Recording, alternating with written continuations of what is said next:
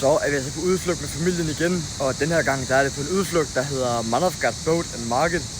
Og her der står vi ved Manavgat vandfaldet, som faktisk er det allerlaveste vandfald i hele Tyrkiet. Og selvom det er Tyrkiets allerlaveste vandfald, så er det ikke mindst super smukt og et super hyggeligt sted. Så er vi altså kommet på andet stop, som er sådan en kæmpe outlet.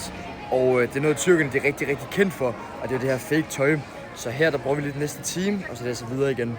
Så er vi altså kommet på markedet her, som er næste stop. Her på markedet der er der to forskellige afdelinger. En for det mere turistede, og så en for det mere lokale. Her der går vi i den lokale del, hvor alle de lokale også handler. Her der er der masser af te. Selvfølgelig er der også masser af frugt og grønt, som de lokale de køber ind til familien.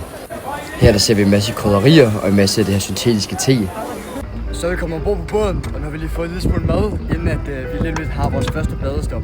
Så nu er vi altså kommet frem på badestoppet. Herude der har vi Middelhavet, og så hernede der har vi Manavgat-floden. Middelhavet det er cirka 29 grader, og Manavgat-floden her det er altså lidt koldere på en cirka 8-10 grader. Så det er ikke særlig varmt. Men vi har lige badestop her, så det er super dejligt. Og selvfølgelig er der ingen udflugt uden lidt udspring, det er klart. Så har vi altså været på alle badestoppene, og nu er det altså på vej hjem. Alt i alt har det været en super god udflugt.